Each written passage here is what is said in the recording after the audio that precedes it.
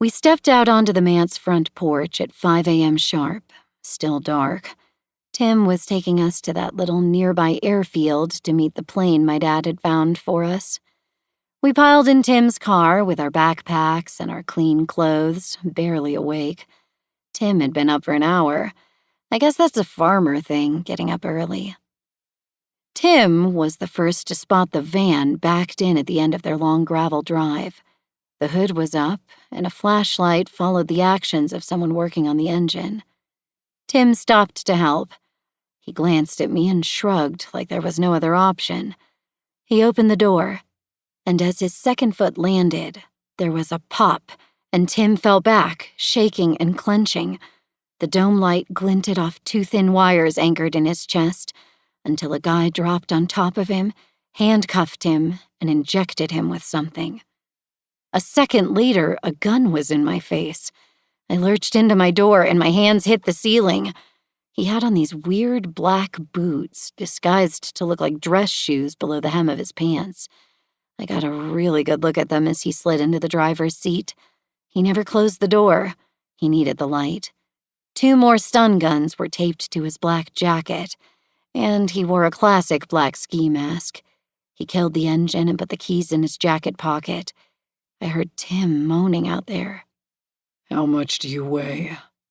His voice was low, steady, and breathy, like he was imitating Christian Bale's Batman or some other psycho. I didn't understand the question. He locked his eyes on mine.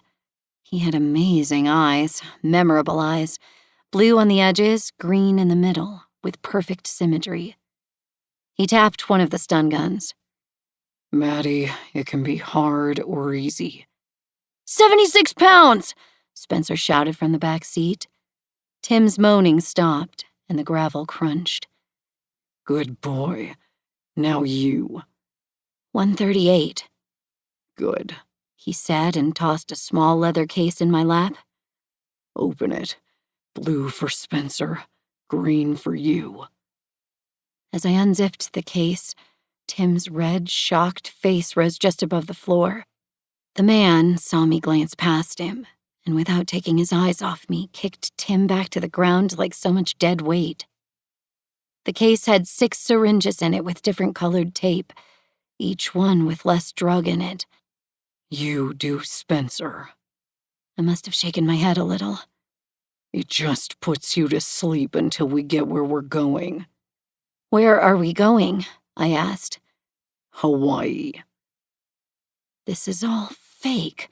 My dad must have hired this guy, planned it with the Manses, I thought, and I was infuriated. "Show me the bullets." After a frustrated sigh, he yanked back the top of the gun, and a bullet popped out. He snatched it from midair and tossed it in my lap. Even my dad wouldn't allow a loaded gun near us.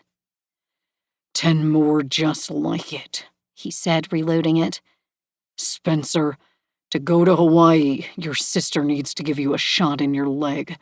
It's just like at the doctor, no big thing." "Which one?" I asked. "Blue," Spencer answered. I hesitated. "Fine," the man said. He pulled a stun gun off his chest. "Wait!" I yelled. "How do I know this won't kill us?" With the stun gun and the real gun pointed at me, he said, "Would I bother with the right dosage if I wanted you dead? I don't want you to die, but that could be the result." "Spencer, give me your leg,"